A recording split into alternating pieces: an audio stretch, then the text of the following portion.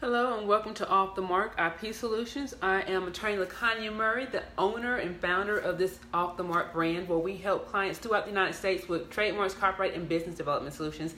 And now we help you with patents as well. So we are now a full IP firm. So if you have trademark, copyright, or patent questions or issues or need help, definitely call Off the Mark IP Solutions. Our number is 334-523-0022. Let me brighten up my situation. How is that for you all? Oh my gosh, I am going to, before we get started, I'm going to share this out. I think I am. Let's see if I can share this out, and then we're going to get started because man, this is bananas. It's crazy how people will try to profit off other people, like work that they didn't do. Here it is right here. I'm sharing it public. And I'm sharing it in my group. Let's see. Beyond the launch. And hey, that might be me that I'm looking at, but let me see. I think that I'm sharing it in the places where I want to share. Let's see, one more place. Boom. There we go. All right, I have it shared. And if you will all share this video, we're gonna not only talk about Cardi B's situation, but you're going to learn a little bit about trademarks, do's and don'ts in this session too. So if you guys are new to Off the Mark, welcome. Thank you so much for joining us. If you have been here before, then you absolutely know my favorite thing to do is to give real life examples when it comes to trademarks, so that you all can have a better idea of how trademarks work. So first things first, what is a trademark? So trademarks protect brand identifiers, that is the source of a good or a service, meaning that if you, I don't know, just pick up the statute. Let's say you're going shopping and there's a statute here and it's by, it's no name on here, but let's just say it's by, I don't know, Home Goods, right? And you know that you shopped at Home Goods before, you love their brand, you are all about some Home Goods. You will know that this is a good thing to buy and what you're getting. Let's say someone else sold something similar to this, right? Maybe not the same quality, and let's say it's No Good, right? The name of the brand is No Good. So if you aren't careful and you purchase a no good product, then you won't be getting what you expect. So that's one of the things with the marks. What it does is it lets consumers make informed decisions about their purchases, and that's with goods and with services. And so that's why I want to jump on today and talk about this. And I just really want to give a shout out to my business bestie Falash today, who gave me a call and was like, look, have you seen what's going on with Cardi B?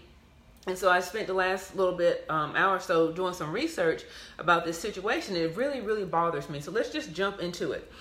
So the first thing I found out, so if you go into trademark clearance search and you do a search for Cardi B, you're going to see that there are 8 applications that are pending or dead with Cardi B. Out of those 8 applications, there might be 1 application that's really her. Just 1 out of the 8. 4 of those 8 are from Fashion Nova. Fashion Nova, the online fashion company, clothing company. I've never purchased anything from them, but I do know they're very popular, and they do have celebrities that endorse them.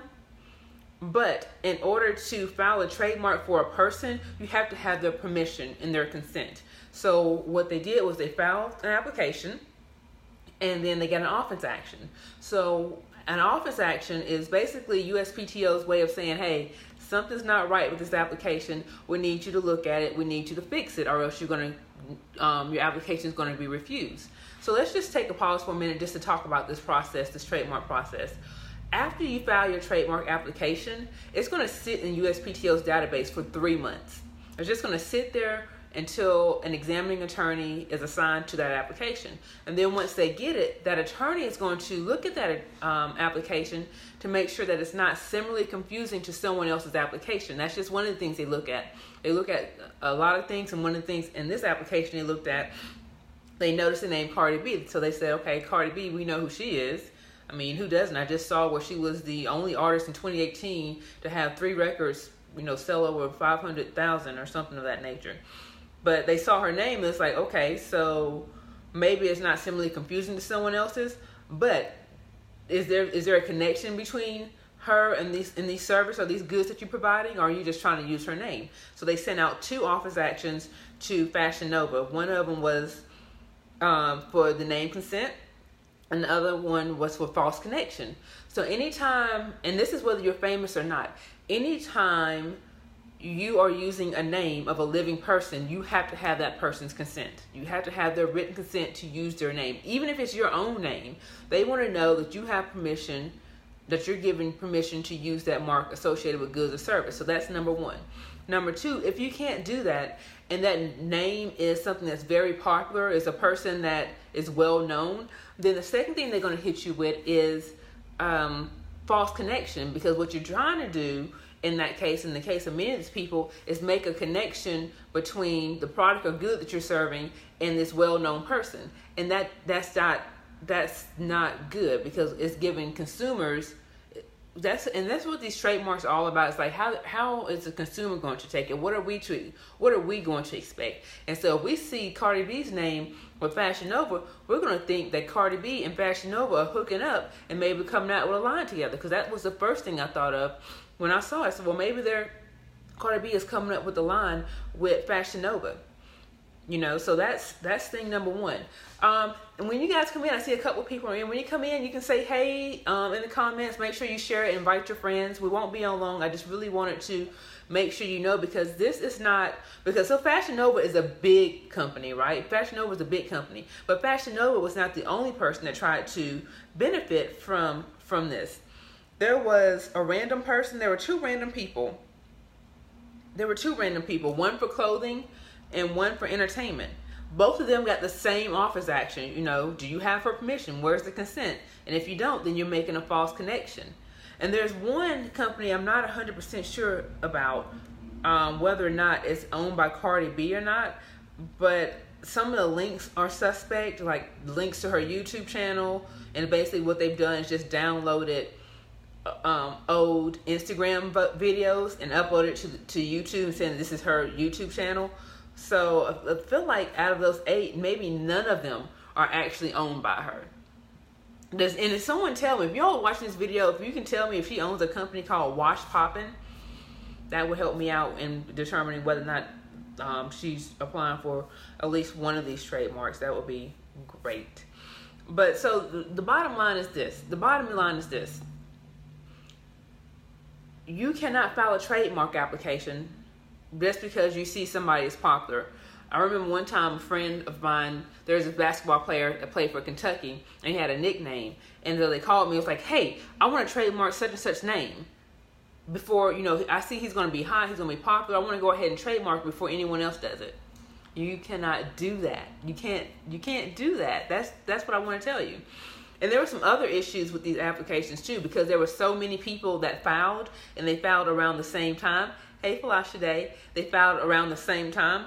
What happened was now you have pending applications. So for the one application that might be Cardi's, it's actually pending now. It's actually suspended because you have to wait for the other applications to get resolved. You have to wait for them to be fully denied before this will be resolved and she can go on registration if it's her. That's if it is her. We have to see. And the reason I think that it's not her, because again, they asked the applicant whether or not this is in connection with a living person, and they said no. If Cardi had something to do with it, then she would have said yes and would have filed the name consent, and boom, that's it. The only thing she would have had to do is wait for this other application to fall off before she can move on, and then she can move on with registration. But they put no, which puts, sounds alarm bells going off, because again, why would you put no if this is actually you? You would just say, yes, this is me, and file the consent.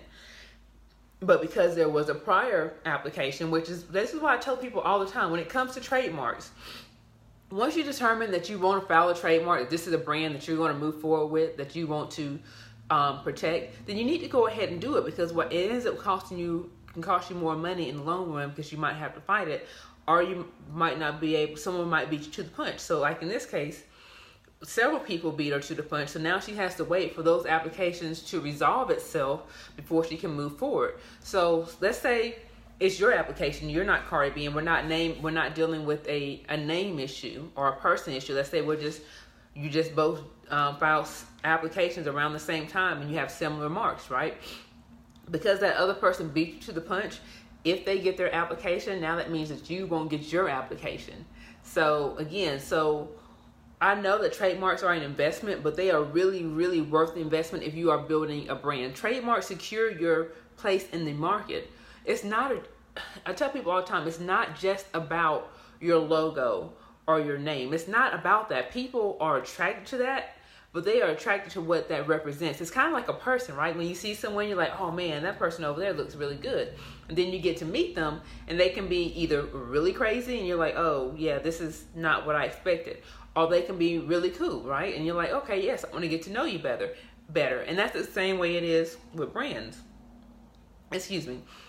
You want to protect that brand because they are connecting with everything your brand represents. So when you're building your brand, yes, get your logo and make sure you get a nice name, but also pay attention and spend some time on the details, meaning what are your values? What do you stand for? What are your customer service policies?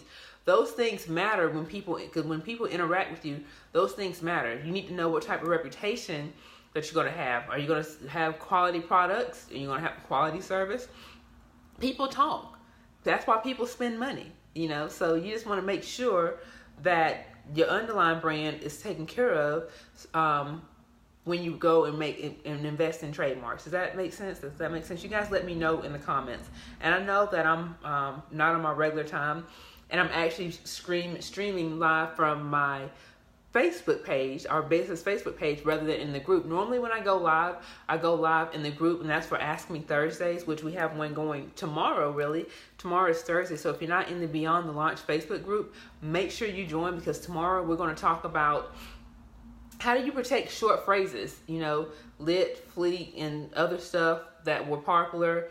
And some people feel like the people that created those things should have been compensated because of how popular they are. Well, let's talk about, can you do that? And if so, how do you do that? Like, what do you need to do?